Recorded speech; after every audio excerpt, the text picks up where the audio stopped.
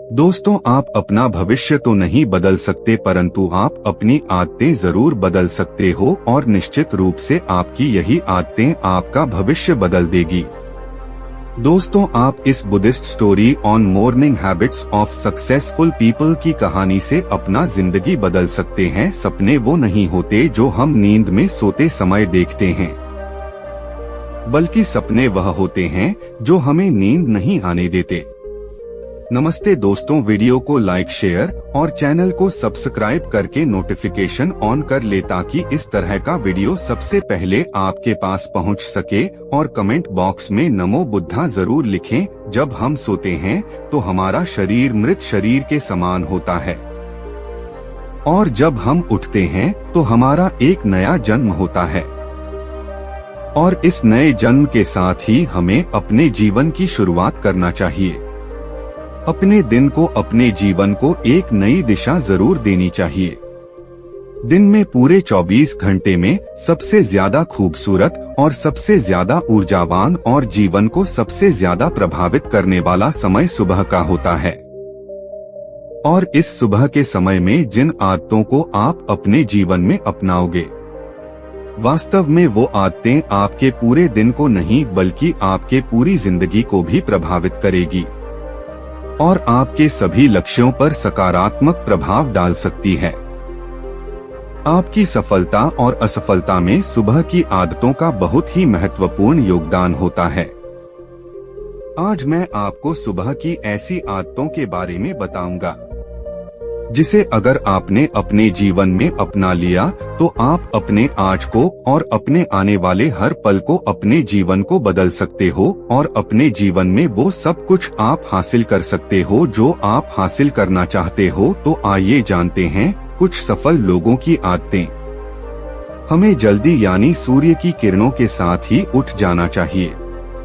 एक बार की बात है, महात्मा गौतम बुद्ध अपने सभी शिष्यों को आश्रम में उपदेश दे रहे थे। जीवन में अपनाई जाने वाली सुबह की आदतों के बारे में बता रहे थे। वह उनको बता रहे थे कि इस प्रकार की आदत अपनाकर हम अपने हर दिन को और अपने पूरे जीवन को बेहतर बना सकते हैं। फिर महात्मा बुद्ध अपने शिष्यों से कहते हैं कि हमें जल्दी यानी सूर्य की किरणों के साथ ही उठ। जब सूर्य की किरण निकलती हैं, तो पूरी प्रकृति को ऊर्जा प्रदान करती और हमें भी ऊर्जा का आनंद उठाना चाहिए। जो व्यक्तित्व और सूर्य की ऊर्जा को ग्रहण नहीं कर सकता और पूरे दिन निराश रहता है, उसका पूरा दिन आलस से भरा रहता है।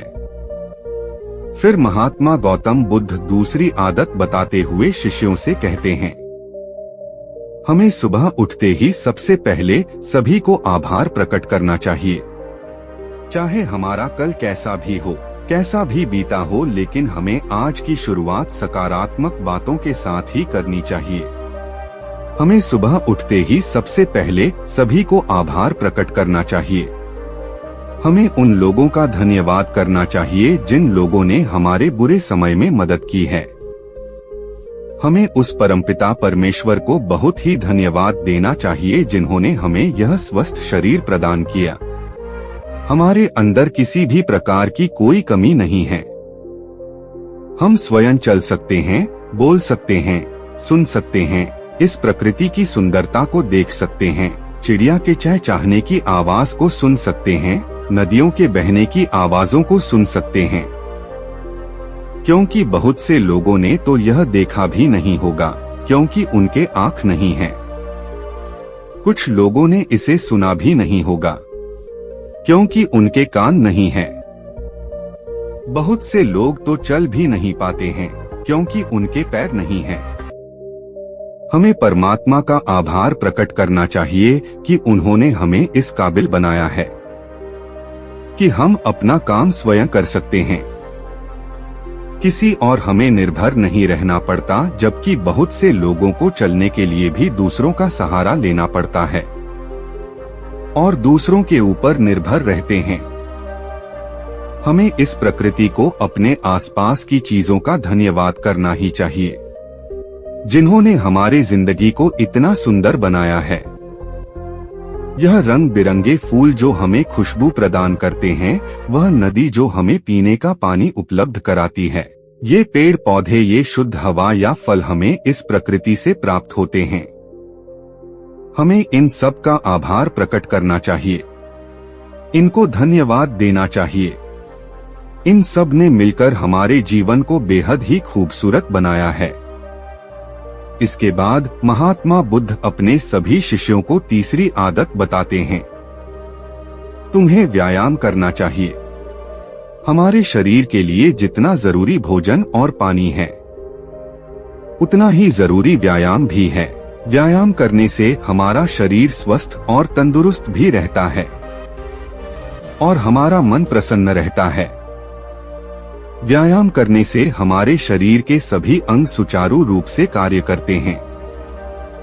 हमें ऊर्जा प्रदान, जिससे हम अपने कार्य को आसानी से पूरा कर पाते हैं और हमें थकान का अनुभव भी नहीं होता है, जिससे हम बिना थके पूरे कार्य को जल्द से जल्द पूरा कर पाते हैं।